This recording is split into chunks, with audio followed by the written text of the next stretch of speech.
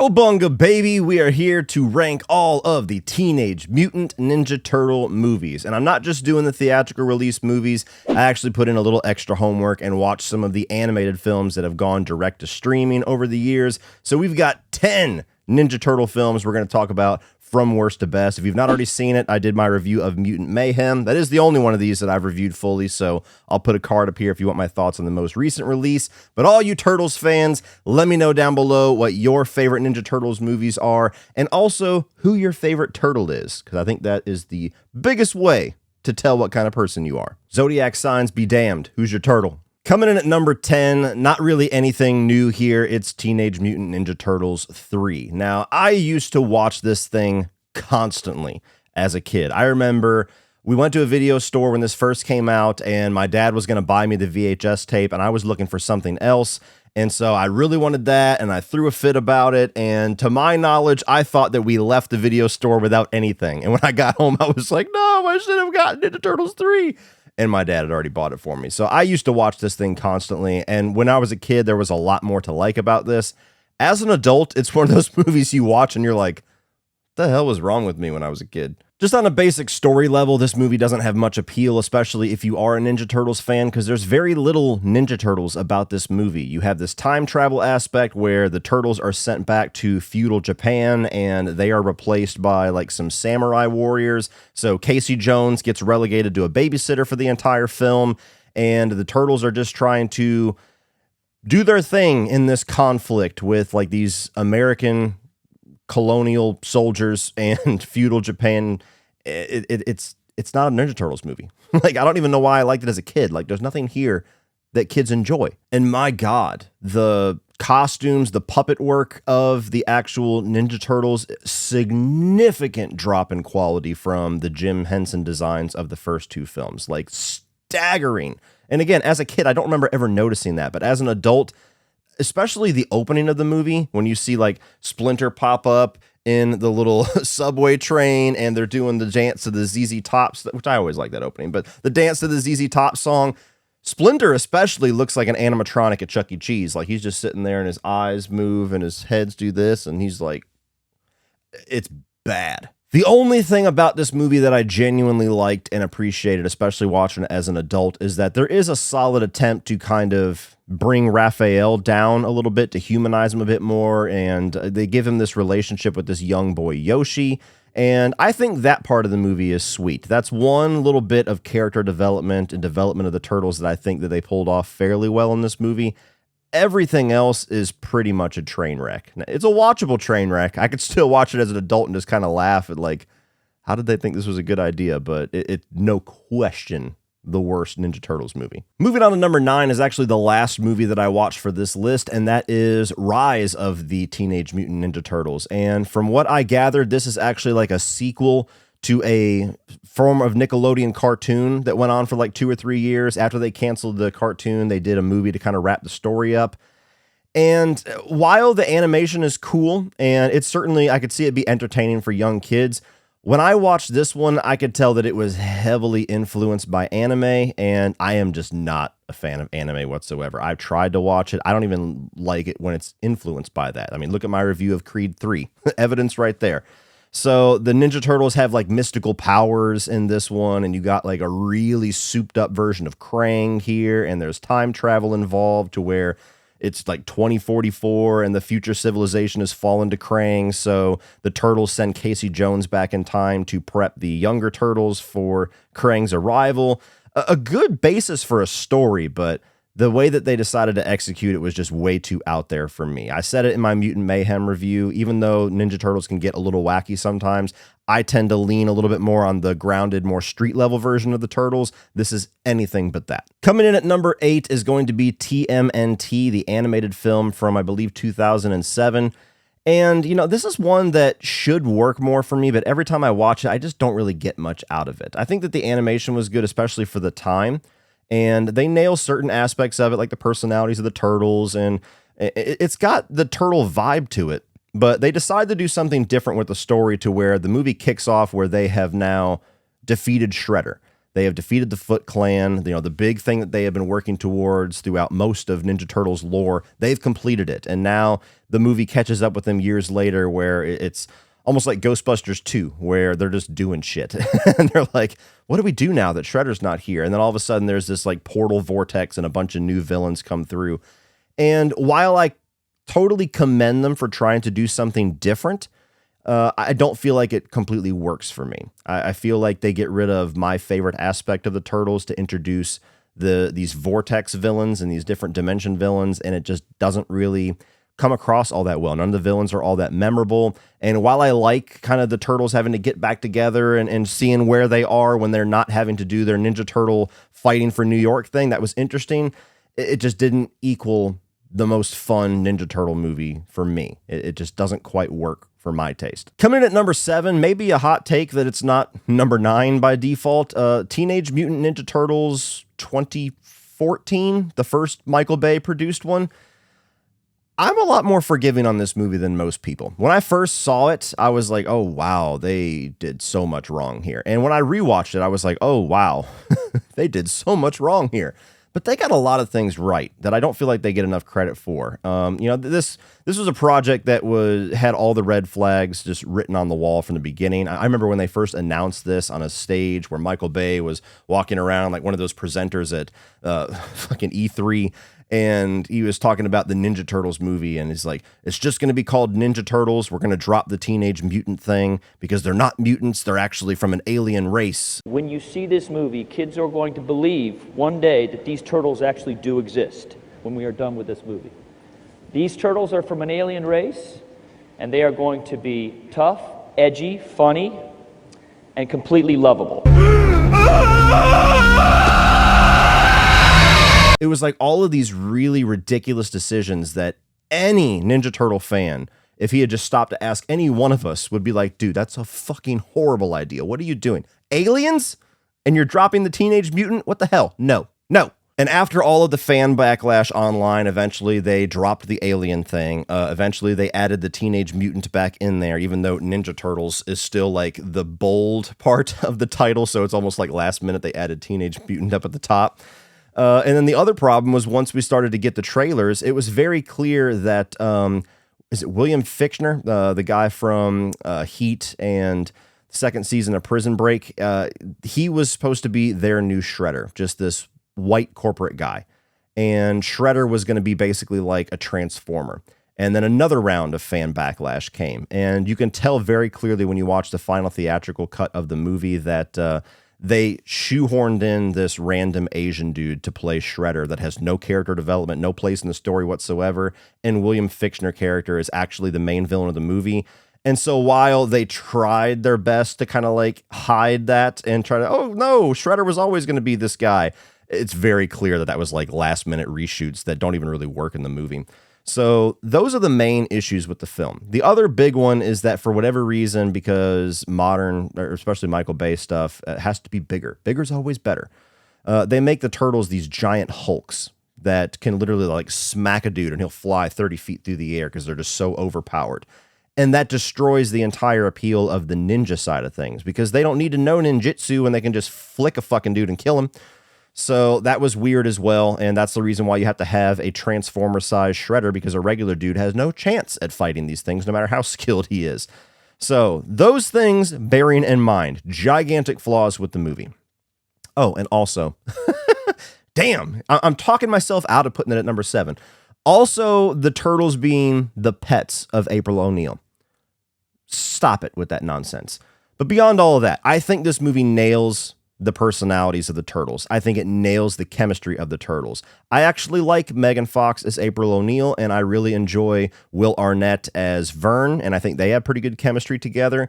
And the movie's very entertaining. If you, as a Ninja Turtles fan, can forgive some of these absolutely asinine decisions, then you could probably have a lot of fun with this as just one of those versions of the Turtles. It's definitely not going to be your favorite, but it's a version of the Turtles that I enjoy watching, especially Michelangelo. I think that they nailed him pretty well.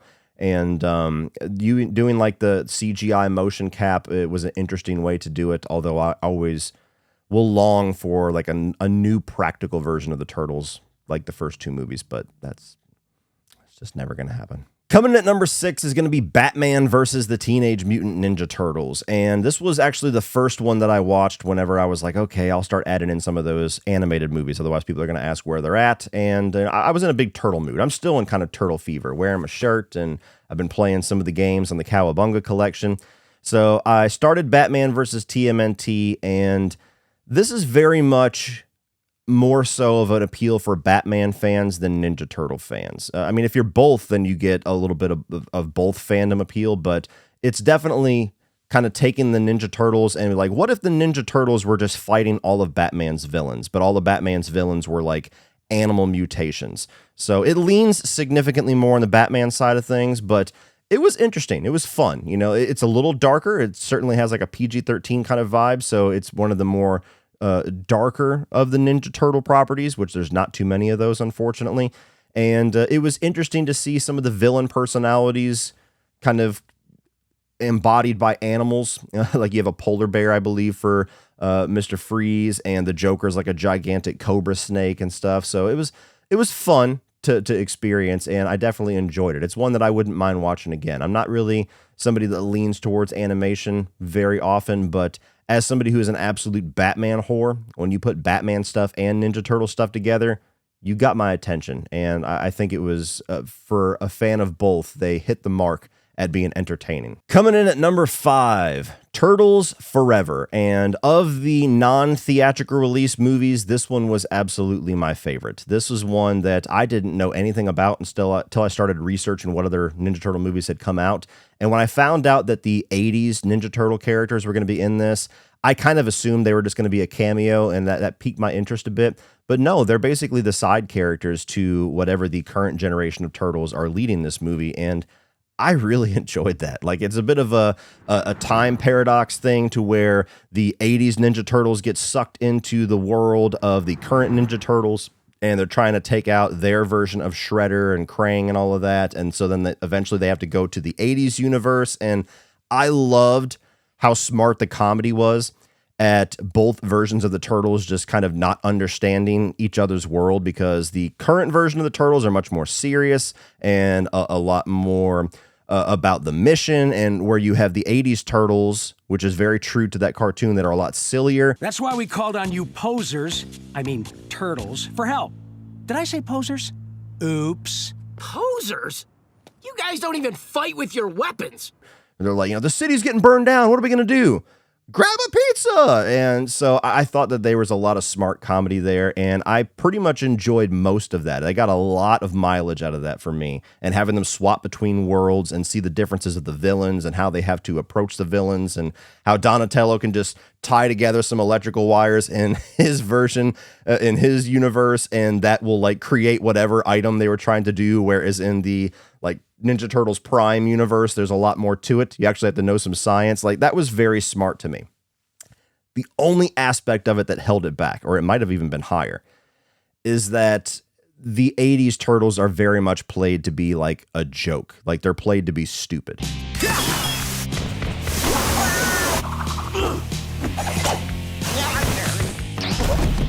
Wow, this is just lame.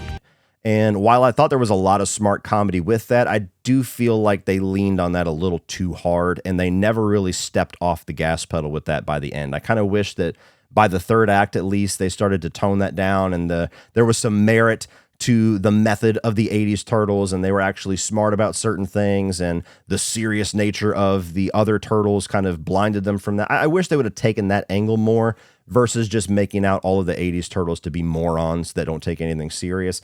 So I could see hardcore fans of that original cartoon getting a little bit pissed about this one, but I got more laughs out of that approach than I was offended by it. So if you love the 80s Turtles, look it up, because it was actually a lot of fun. Coming in at number 4 is going to be Teenage Mutant Ninja Turtles Out of the Shadows. And this was a pretty significant improvement in my mind over the 2014 film. Unfortunately, the 2014 film turned so many people off that not very many people went out to go see this one. And so we never got the third part of the trilogy, and we never got to see if they would continue to improve. And even though, they kind of did that to themselves, I wish I could have seen that trilogy come to its full fruition, Because Out of the Shadows, I think that they do just as good, if not even better, with the Turtles' personalities. And I think that there's a lot of villains here, which is kind of a blessing and a curse at the same time, because you finally get to see Bebop and Rocksteady in live action. You finally get to see Krang in live action. You get a much better and a much more faithful version of Shredder in this one, which is pretty neat. The negative side of that is that it's a bit unfocused. There's a bit of like, we're going all over the place, and Kang especially. Krang. Have I been saying Kang this entire video? What an idiot! Please don't take my Ninja Turtle fan card. Hello, darkness, my old friend. I just desecrated a Ninja Turtles villain with Marvel shit. How do I go on from here? Fuck it, moving on. Yeah, you get to see Krang, but unfortunately he just kind of opens the movie in the most random way possible. Just Shredder just randomly gets sucked to his dimension. And then he shows up in the third act to be the big bad, kind of building the Technodrome. You also get Baxter Stockman in here, which I imagine by the third film he probably would have turned into the Fly version. A little bit too silly for my taste. Tyler Perry, I cannot talk in this fucking video today. Tyler Perry really hams it up, in my opinion, goes a little too far with it. And then you also get Casey Jones here, which was terrible. And it was shocking to me because whenever they were casting this movie and announcing certain details about it, when they said Stephen Amell was going to play Casey Jones, I was like, that's perfect. You know, this was when Arrow was in its prime and I was still watching it. And I was like, that dude is perfect for Casey Jones. This is going to be awesome. And then clearly whoever wrote his character has never experienced any proper version of Casey Jones in their life, because they make him a cop that just has dreams of being a detective. He only wears the hockey mask once, has one fight scene, has some of the worst dialogue and jokes in the entire movie. And it's just like, how do you fuck that up? How do you get Stephen Amell to play one of the worst versions of Casey Jones that we have seen? How does that work? I mean, oh my God, there's a line in here with one of the first scenes that we had with him where he's confronting like the lead investigator about them letting the bad guys go. And he's like, she calls him Casey, and he's like, that's Officer Jones, and one day I'm going to be a detective. Yeah, not my Casey Jones. But overall, this is a really fun Ninja Turtles movie that has a lot more to offer than the previous iteration. And I think there's a ton of entertainment to be had for old school Turtles fans, as well as kids and new Ninja Turtles fans. And you know, it's just a shame that it followed up that first one and most of the fans just checked out and said, no thanks. Coming in at number 3 is going to be Teenage Mutant Ninja Turtles Mutant Mayhem, the brand new film that is still in theaters right now. And I had an absolute blast with this one. I was actually pretty skeptical on this whenever I saw the first trailer. The humor wasn't really landing for me. I, again, don't really get overly excited about animation. I really wish that we could get more live-action turtle movies in the vein of the first two, but there's a lot of things you can do with animation that would be very difficult in live action. And so I understand the appeal with that. The cast, the producers behind it, the Seth Rogen, Evan Goldberg really gave me a lot of faith. And the personalities of the Turtles, I was like, they seem a little young. They seem a little too young. Not really teenage. And so I was skeptical, but I walked into this, got to see it early, took my daughters to go see it, and all three of us really enjoyed it. I thought that it was the most fun that I've had with a Ninja Turtles movie since the original two, and that's saying a lot for me. I thought that the personalities of the Turtles, for the most part, were all pretty spot on, although Michelangelo and Donatello felt a little backwards to me. I thought that the villains were pretty entertaining, mostly focusing on newer villains that we haven't experienced before in a movie. It wasn't too crazy about the way that they kind of disregard some of the old school villains and some of the changes that they made, but it wasn't too offensive for me. I'm willing to let it go to see where they go with this one. And the animation style was a lot of fun. It was kind of a mix of computer generated and hand drawn, and so it was just really unique and interesting, and it had a really fun vibe to it. And it was just a really good story about this very curious young kids that have been more or less like held in captive down in the sewers, and they want to experience the world. They want to be accepted, and they fight quite literally to achieve that by saving New York and being accepted by their fellow New Yorkers. And I thought that was a really nice story that is pretty integral to the Turtles, but have never really been explored quite to the degree that they do in this movie. So it's the only animated film this year. That's right, I said the only one, Spider-Verse fans. The only one that I've seen this year that I genuinely look forward to rewatching as soon as possible. So if you're a Turtles fan, definitely check it out while it's in theaters. It's one of the best things out there right now. And now we come to the top two, and this is a difficult one. This is a difficult top two. And for some people, it's a difficult top three because Mutant Mayhem is that good. But upon rewatch, I'm going to have to stick in number two, the original Teenage Mutant Ninja Turtles from 1990. Now, if I was to make a Ninja Turtles movie, this is probably the style that I would go for. This is the most mature and the most dark and the most akin to the original comic. And there's a lot of appeal there. For most people, that's what makes it easily number one. There is a really cool 90s nostalgia vibe to it. A lot of 90s stuff doesn't quite have the nostalgic appeal that 80s does. A lot of 90s stuff is just... I don't know. I don't know what the difference is, but sometimes when you say this is so 90s, it's not necessarily a compliment. It's a compliment when you're talking about this movie. The Turtles are all great with their personalities and the voice acting. I love the original Jim Henson designs. I also appreciate in these original two films how they don't go out of their way to make Donatello such a fucking nerd. Like, if I can rant on that for 1 second, especially in the animated films, they go so far, and even the Michael Bay films, they go so far to make Donatello look like such a dweeb. And I cannot stand this stereotype that movies continuously put out, especially to children, that the smart one is the dork and the smart one is the nerd. You know how long that stereotype is just maintained in schools, whether it's grade school or middle school or high school, that if you have any form of intellect or care whatsoever about your education, that suddenly you're like some lower form human. I'm not going to get too deep with it, but the fact that all the turtles look the same and Donatello just gets his moments to show that he actually has some technical knowledge and some things, and they don't really like draw all of the attention, like him being a nerd is his entire personality. I appreciate that about these first two movies. Not so much about basically every other movie that I've talked about.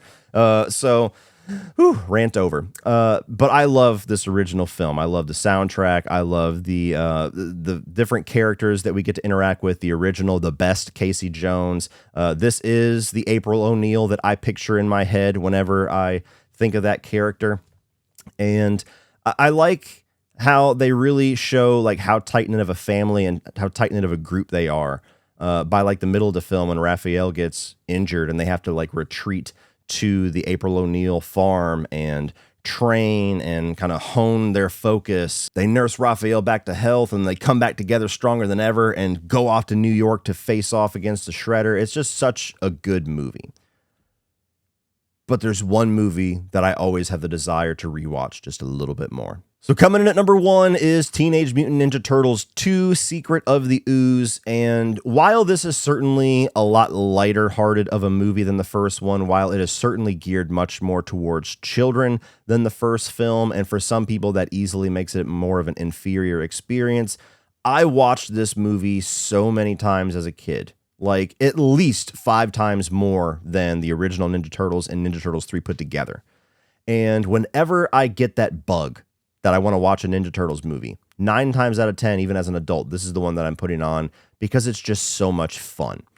You know, I love the darker tone. And like I said, if I was to make a movie, I probably would lean more towards the style of that first film. But this to me is the most fun Ninja Turtles film. And that's often what I want to experience when I'm in a Turtles mood. I think that, again, the personalities, the design of the Turtles, the chemistry and the camaraderie between everyone, it carries over seamlessly from the first film. You get the character of Kino in here that is a really great addition. I believe he was one of the stunt workers that did all of the motion for the Turtles in the first film. Correct me down below if I'm wrong on that. And I think that Shredder looks better in this movie. Not that he looked bad in the first film, but he's got a little bit better of a look, a little better of a design here. I like the story that we go on where they're trying to figure out the origins of the ooze and prevent it from getting into the Foot's hands. And you have the 2 mutants that come into play like the halfway point through the movie of Toka and Razor. They should have been Bebop and Rocksteady. But even as a kid, I was like, okay, they're cool, they're fun. I love when they hide the little cubes in the donuts and they're too smart and they crush it. A lot of really good humor in here too that to me still appeals to me as an adult. Some of the most delicious pizza that I've ever seen just gets thrown, like the cheese. It can't be real cheese, but like whenever they throw it and Raphael stabs it with his side, it's just like, can I eat that? I don't care if it's poison. You got Vanilla Ice and the ninja rap thing here by the third act. And just like with Mutant Mayhem, they're kind of fighting for the acceptance of New York by the end of it, but they kind of get it in a little bit more of a goofier way. I even like how they have to go and they have to find a new home because the Foot Clan knew where they were at in the first film, and they find that underground subway that was abandoned. I love this movie. Like, there's really no negatives that I have with this or the first film. Just the nostalgia takes over anything that makes it dated for me. So when I'm in a Ninja Turtles mood, this is the one that I'm grabbing. When I watch it with my kids, this is often the one that they want to watch as well. We just have the most fun with this one. And yeah, it's my number one. It's my favorite Turtles movie. Well, that's it for this one, guys. Please forgive the Krang thing. I swear to God, I'm a Ninja Turtles fan. Click over here for the 2023 movie reviews that I've done so far this year. I'm also going to put my review of Mutant Mayhem for you to check out. Like and share, hit that subscribe button so you don't miss everything in the future. And as always, remember, opinions are like assholes, but that doesn't mean you have to be. Cowabunga!